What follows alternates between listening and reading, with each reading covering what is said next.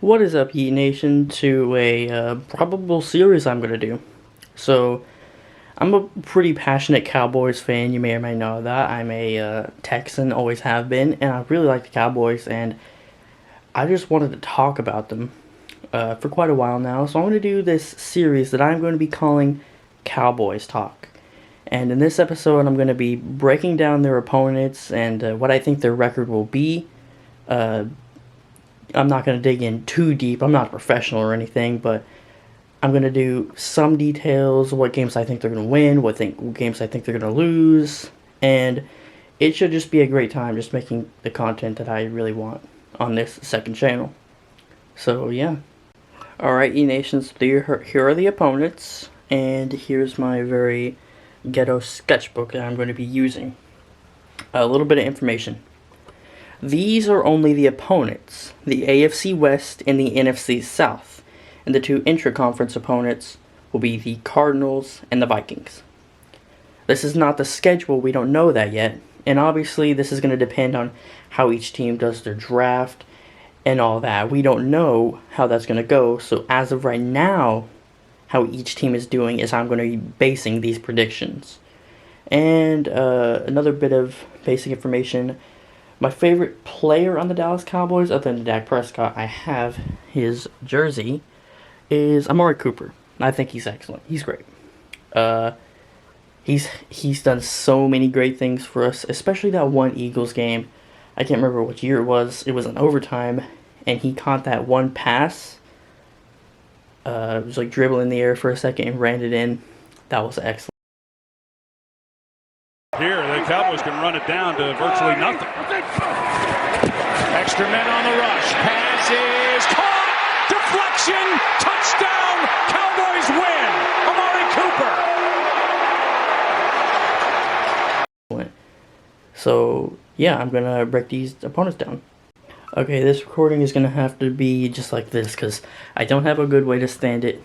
Super ghetto, of course. But I have here my trusty pen.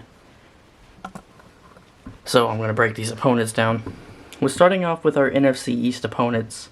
Of course, the also annoying Giants.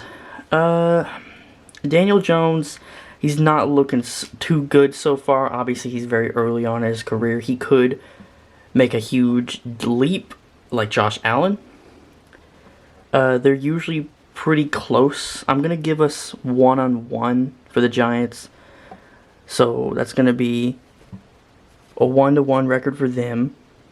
The Eagles. Everyone loves the Eagles. They are pretty much in a full rebuild mode. I need to stop moving this camera so much.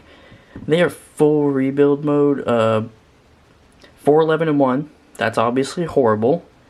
And they're in cap hell, as it's called. They need to get rid of a lot of their players. They just traded Carson Wentz to the Colts. So I'm pretty confident we can beat the rebuilding Eagles. That's going to be 2 wins for us. And Washington. Washington could actually sweep us, sadly enough. I'm not like one of those Cowboys fans to say, oh, they're going to the Super Bowl every single year, because it's not that I don't have faith in them. I don't have as high standards as everyone else does, and I don't see them beating Washington with that crazy defensive line, and we don't know what they're going to do with their quarterback. I'm thinking Taylor Heineke is probably what they're going to do, or they may draft someone. I don't see Cam Newton. I don't see Cam Newton. But I want to say, just to be optimistic, we go 1-1 against them. So that's going to be 2 for the Eagles, 1 for Washington, and 1 for the Giants. So that's going to be 2, 3. That's going to be 4-2 against our opponents of the NFC East. Now the intra-conference opponents. The Cardinals. I kind of feel bad for the Cardinals, honestly, because they've been around since 21 or 22. They're pretty much one of the oldest NFL teams in existence. And they have only won 1 NFL championship in 1947 against the Eagles, so nice. Never won a Super Bowl. That's a long existence without a Super Bowl.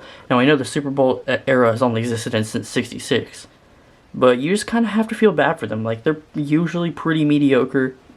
Kyler Murray is looking pretty good for them. We got absolutely clapped last time we played. It was with Andy Dalton. I feel like if we had Dak Prescott, that could have been a closer game. But yeah, that was embarrassing. But I think if we can stay healthy, because that offensive line, we lost a lot of dudes like Zach Martin, Cam Irving. But I'm gonna be optimistic here. I say that's gonna be a win. So I'm gonna put that as 1-0. The Raiders.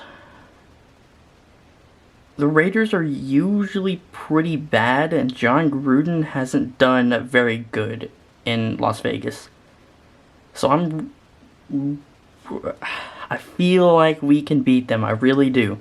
I really do feel like we can beat them, so I'm going to put that as 2-0. I don't have a whole lot to say about them.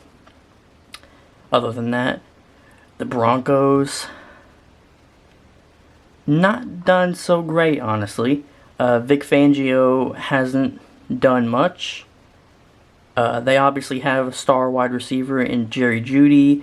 Drew Lock has been kind of inconsistent. It's also a home game. I see that as being a win. 3-0. The Falcons, the Choke Masters, they were up in 2020 season. They were up on us 20-0, and we came back. The watermelon kick with Greg Zuerlein, that's how you have to do an onside kick. I've seen onside kicks where they kick it too hard. You can't do that. You have to kick it like that. It also helped us that the Falcons didn't know how to collect onside kicks. I'm going to give us a win because this is a home game.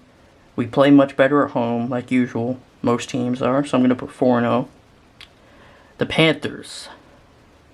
The Panthers have been going in a better direction. I think they went 5-11 for the past 2 years now. But they will probably draft a high quarterback prospect.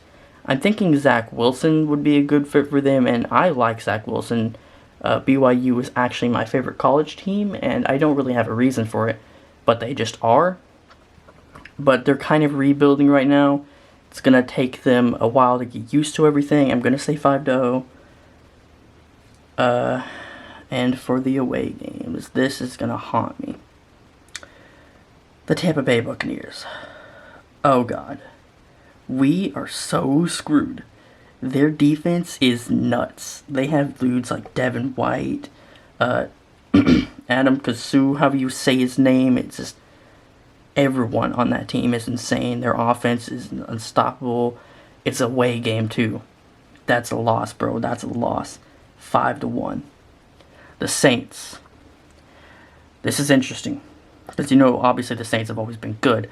But Drew Brees is most likely going to retire. He is not officially retired yet, but I'm thinking that he will. It just depends on who's going to be the quarterback. Obviously, the Saints have a good defense, but much like the Eagles, they are in cap hell and are going to have to lose a lot of guys. But since it's the Saints, I'm going to have to say we probably go 5-2. The Chargers.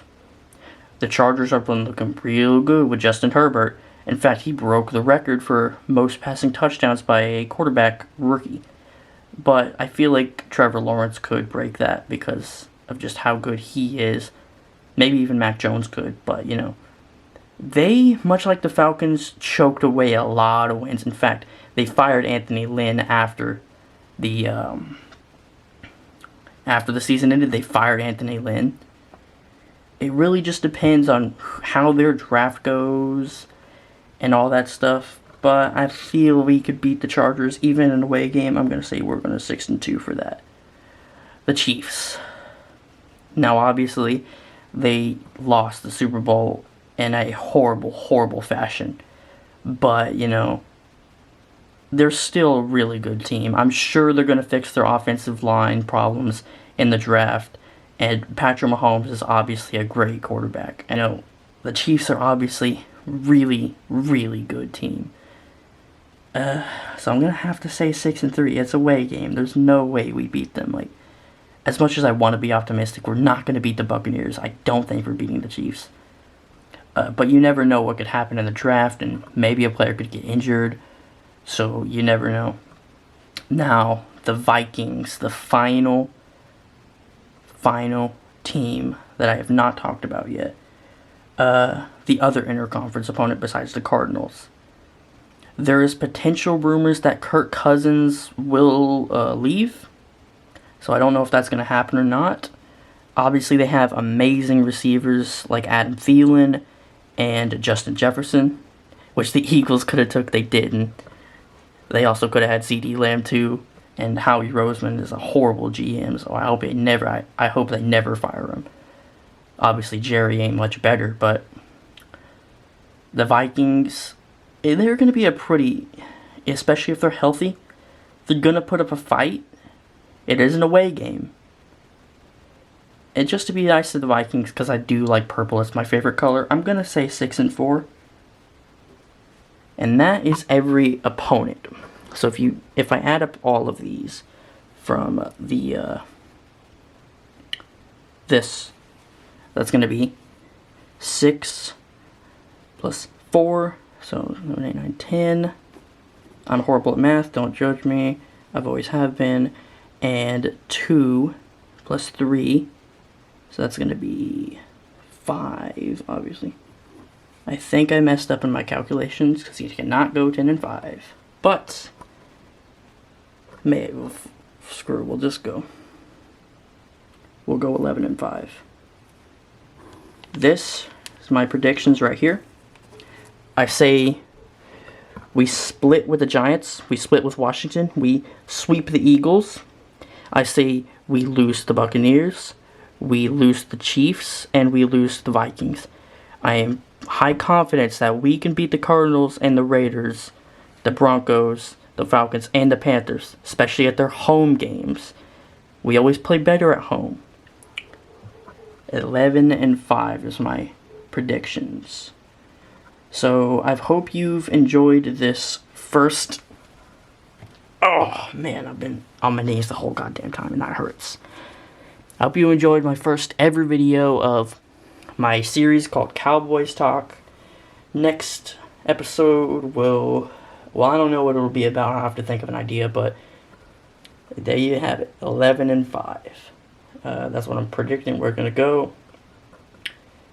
And yeah, that's about it.